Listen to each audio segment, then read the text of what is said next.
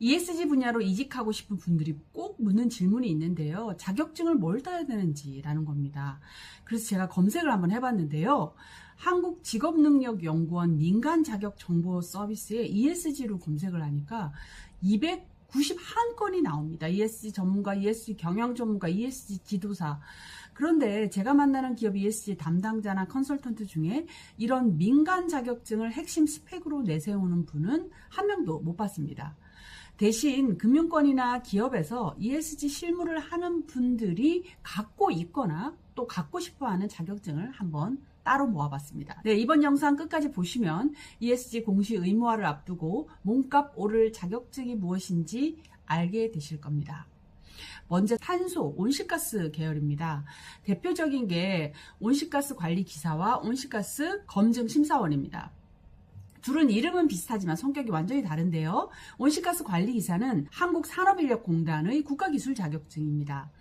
쉽게 말하면 여기는 온실가스 인벤토리 구축, 배출량 산정, 배출권 거래제 대응, 탄소 감축 컨설팅 이런 형태의 기업 환경과 ESG 업무의 기초 전문성을 보여주는데 활용할 수 있는데요. 제 주변에도 현업을 하고 계시다가 이걸 딴 분이 계신데요. 이거는 어떻게 보면 그 응시 자격이 되는 분들이 공부를 열심히 하면 딸 수 있는 자격증입니다. 반면에 온실가스 검증 심사원은 시험을 한 번 봐서 되는 그런 자격증이 아니라 꽤 까다롭습니다. 직무 연관성도 매우 높고요. 그 기업이 보고한 온실가스 배출량이 기준에 맞게 산정됐는지 검증하는 실무 자격증이에요. 그래서 전문 학사 이상 학력에 실무 경력 3년 이상, 고졸이면 실무 경력 5년 이상이 필요하다고 하고요. 다만 이제 온실가스 관리 기사 같은 거라든지 산업기사 자격증을 갖고 있으면 이 실무 경력 요건이 2년으로 줄어드는데요. 국립환경인재개발원의 검증심사원보 양성교육을 받은 후에 필기시험을 통과해야 된다고 하고요.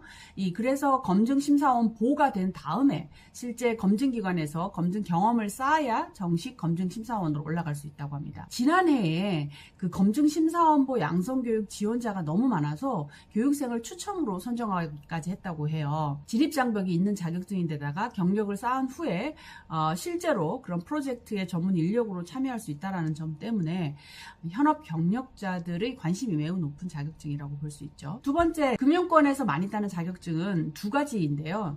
우선 CFA, Sustainable Investing Certificate, CFA ESG라고 불리는 자격증인데요. 기업의 ESG 요소를 투자 분석이랑 포트폴리오에 어떻게 반영하는지를 다루는 시험이고, 시험은 객관식 100문항 2시간 20분에 걸쳐서 본다고 하고, CFAS는 한 100시간 이상 공부를 권하는데요.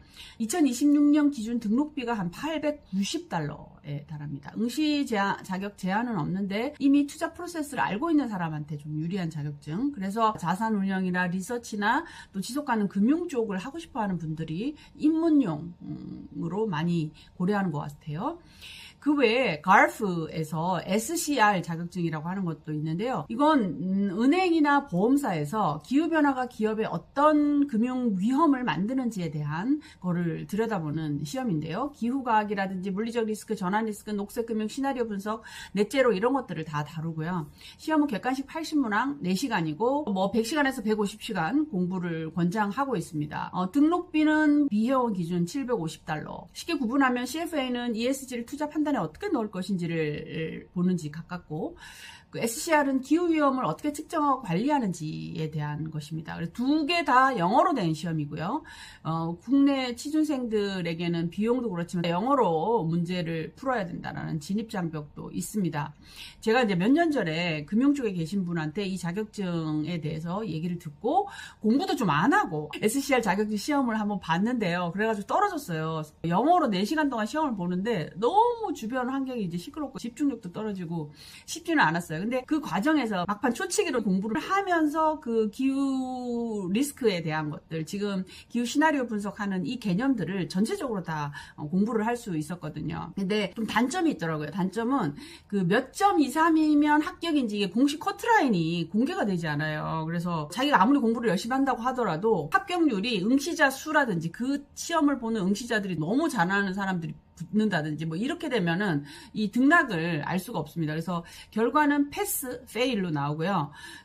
내 성적이 전체에서 어느 사분위에 속하는지에 대한 것까지는 결과로 나올 수 있습니다. 이제 고정 커트라인 넣는 게 좀 아쉬운 점이라고 볼 수 있을 것 같아요. 세 번째는 지속가능 경영 보고서와 공시 실무에 직접 연결되는 자격증인데요.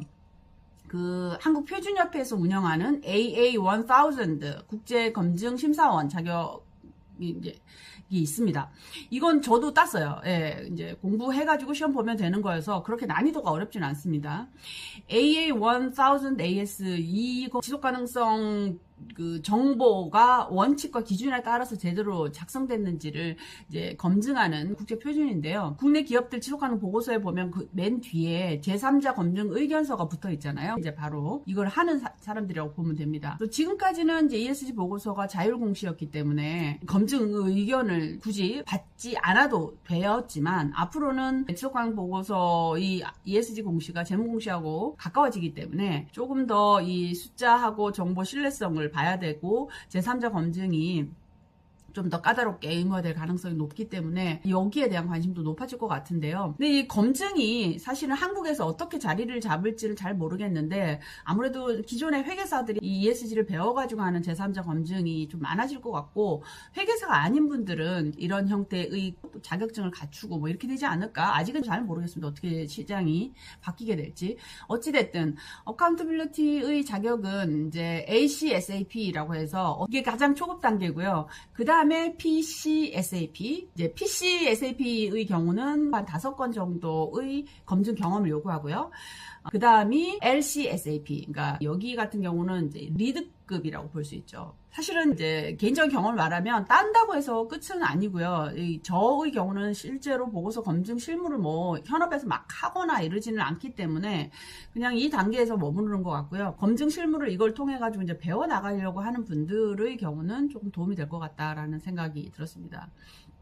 그 다음에 해외 자격증인데 국내에서 이걸 따는 분들은 저는 많이 보지는 못했습니다. IFRS 재단이 운영하는 FSA 크리덴셜이라는 것도 있고요. 이거는 지속가능성 정보를 기업의 재무 성과와 연결해서 분석하는 데 초점을 둔다라고 얘기를 하고 있네요. 그리고 GRI의 ESRS Professional Certification 여기도 있는데요. 지속가능성 공시 기준 ESRS를 이제 실제 보고 업무에 적용하는 데 초점을 둔다라고 얘기를 하고 과정을 이수하면 GRI Certified ESRS Sustainability Professional 자격을 받게 된다고 해요. 근데 아무래도 해외에서 직접 운영하는 자격증이다 보니까 국내 기업 실무자들이 쉽게 따거나 하는 거를 저는 보지를 못했어요. 이외에 기존부터 있었던 전문 자격증도 있죠. 실제 공장이나 사업장의 환경 에너지 관리 업무를 담당하는 분들이라면 대부분 갖고 계시는 에너지 관리 기사라든지 대기 환경 기사라든지 수질 환경 기사, 폐기물 처리 기사, 산업 안전 기사 이런 것들이 대표적이겠죠. 모두 ESG와 관련이 있지만 ESG라는 이름이 하나도 붙어 있지 않네요. 그래서 제조업의 에너지 효율이나 탄소 감축, 실무를 하기 위해서는 이런 기술 자격이 직접적인 도움이 될 수 있을 것 같고 관련 전공을 하시는 분들은 이 부분에 대해서 잘 알고 있을 거라고 생각합니다. 자, 그럼 마지막 질문이죠. 자격증이 실무에 진짜 도움이 되느냐라고 묻는다면 뭐 저처럼 자격증만 따놓고 검증 실무를 하지 않으면 말 그대로 장롱 자격증이죠. 운전면허증 방치해두면 장롱 면허증 되는 거와 비슷한 논리인데요. 근데 중요한 거는 이제 이 자격증을 따면서 본인이 어떤 실무 능력을 갖게 되는지 이런 거를 봐야 될 것 같고요.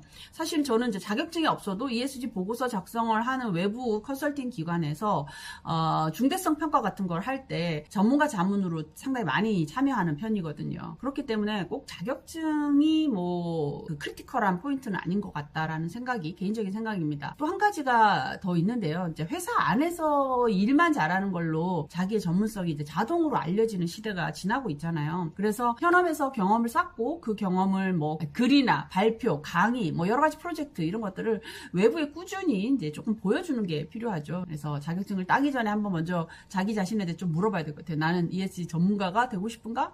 아니면 나는 뭐 ESG 영역에서 정확히 좀 어떤 쪽으로 그 커리어를 개척하고 싶은가? 이 질문이 먼저일 것 같고요. 저는 왜 땄느냐? 저는 그냥 호기심이 많습니다. 배우는 걸 너무 좋아해가지고 이 배우는데 돈을 너무 많이 써요. 그게 저희 가장 큰 단점이자 장점이기도 하겠죠. 네, 그렇습니다. 네, 오늘 영상 도움이 되셨으면 구독과 좋아요 좀 눌러주시고요. 앞으로 기후변화에 대응해서 통해서 기업을 성장시키고 ESG 경영 성과를 만들고 싶은 분들이 계시다면 아래 고정 댓글 영상도 좀 시청해 주시면 좋을 것 같습니다.